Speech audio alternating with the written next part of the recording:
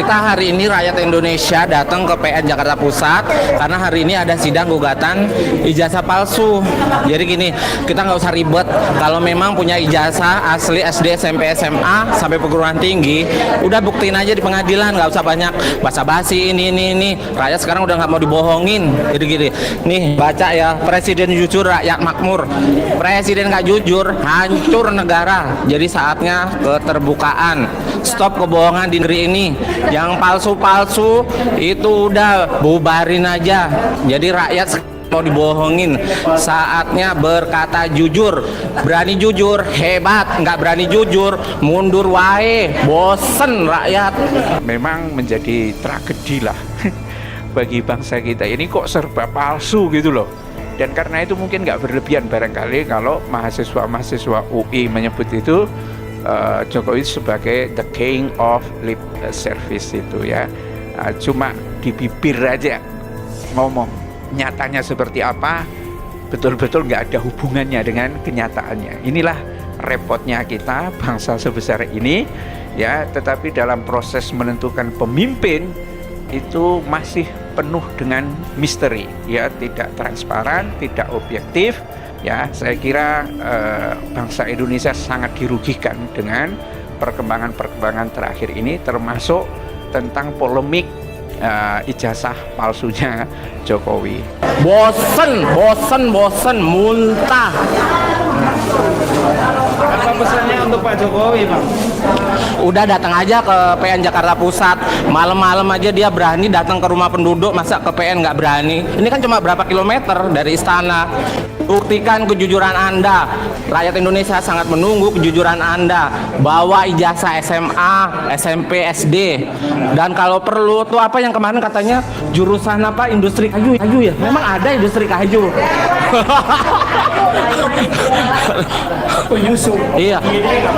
Kalau saya mah jujur, kalau saya mah lulusan industri donat. Iya Bu ya, donat saya enak nggak Bu? Enak ya. Jadi saatnya udah di Indonesia itu butuh kejujuran. Presiden jujur, rakyat makmur. Presiden nggak jujur, negara hancur. Stop kebohongan di negeri ini. Ayo Pak Jokowi, buktikan kejujuran Anda. Bawa ijazah Anda ke sini, ke PN Jakarta Pusat. Tuh, rakyatmu menunggu semuanya nih di sini. Ini sidang terhormat. Kita menurut pasal 27 ayat 1 UUD 45, setiap warga negara berkesamaan kedudukannya dalam pemerintahan dan hukum tanpa kecuali. Tidak ada urusannya presiden, tidak ada urusannya menteri. Sama kita ini. Oleh karena itulah, saya tidak bermaksud bicara lebih jauh, tapi saya kecewa gitu. Karena saya dua kali nih gugat Jokowi. Kok nggak gentle, kok nggak berani datang ya? Harusnya datang loh. Saya kira itu yang mulia, tolong diingatkan. Kalau minggu depan Jokowi tidak hadir secara personalnya itu dipastikan, saya minta putusan yang sangat jelas bahwa dipastikan jasanya palsu karena nggak berani datang. Nggak bisa terus nanti ada lagi jawaban dari majelis, pengadilan tidak berwenang. Wah, kalau itu sampai terjadi, saya minta rakyat langsung mengadili.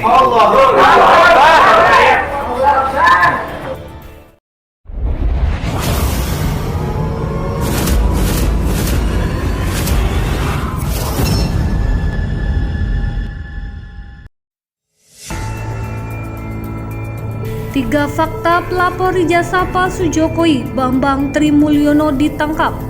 Penulis buku Jokowi Undercover tersebut sebelumnya menggugah Presiden Joko Widodo atau Jokowi dengan tuduhan menggunakan ijazah palsu. Kepala Divisi Humas Polri, Irjen Dedi Prasetyo belakangan membenarkan terkait kabar penangkapan tersebut. Betul, kata Dedi saat dikonfirmasi Kamis 3 Oktober.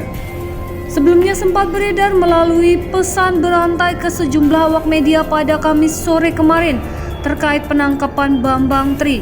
Dalam pesan tersebut juga tertera nama kuasa hukum penggugat Ahmad Khozinuddin. Lantas terkait kasus apa hingga Bambang Tri ditangkap?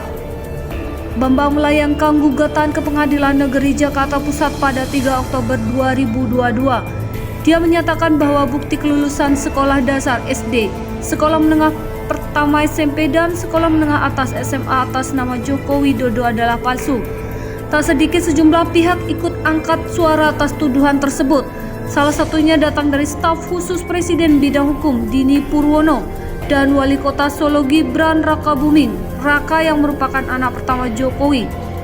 Dini mengatakan agar masyarakat yang melakukan sebuah tindakan hukum harus berpikiran dan cerdas dan bukan hanya untuk mencari sensasi semata. Masyarakat kita setiap hari harus bertambah cerdas.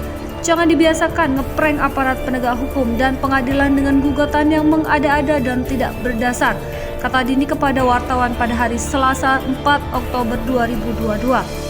Dia pun menegaskan bahwa semua ijazah yang dimiliki Presiden Jokowi adalah asli. Berikut sejumlah hal seputar penangkapan Bambang Trimulyono yang sempat menghebohkan publik dengan menggugat Presiden Jokowi atas tuduhan penggunaan ijazah palsu. Bambang Tri ditangkap atas kasus penistaan agama. Direktorat Tindak Pidana Cyber Bareskrim Polri menangkap Bambang Trimulyono yang merupakan penggugat ijazah Presiden Joko Widodo atau Jokowi. Bambang Tri ditangkap atas kasus dengan dugaan penistaan agama. Menurut Dedi akan ada konferensi pers terkait penangkapan Bambang Trimulyono. Konferensi pers digelar di gedung Bareskrim Mabes Polri Jakarta Selatan. Kabak Fenum Divisi Humas Polri Kombes Nurul Aziza mengatakan penangkapan Bambang Trimulyono lantaran kasus dugaan penistaan agama dalam konten yang diunggah di akun YouTube.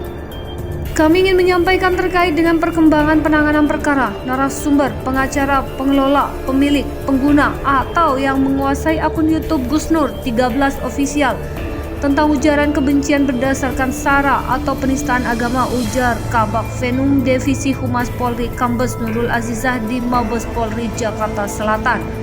Menurut Nurul, penetapan tersangka dan penangkapan Bambang Trimulyono berdasarkan laporan polisi nomor LP-B-0568-9 2022. Adapun sebagai tersangka yang pertama adalah SNR dan kedua adalah BTM, jelas dia. Penyidik sudah melakukan pemeriksaan terhadap 23 saksi dan 7 saksi ahli dengan barang bukti 1 buah flash disk, screen capture, dan 2 lembar screenshot unggahan video. Jadi mereka tetap diperiksa, kemudian statusnya nanti akan ditahan ataupun tidak. Pasti akan kita sampaikan update-nya jika ada perkembangan lebih lanjut. Lebih lengkapnya akan disampaikan besok bila ada update, Nurul menandaskan.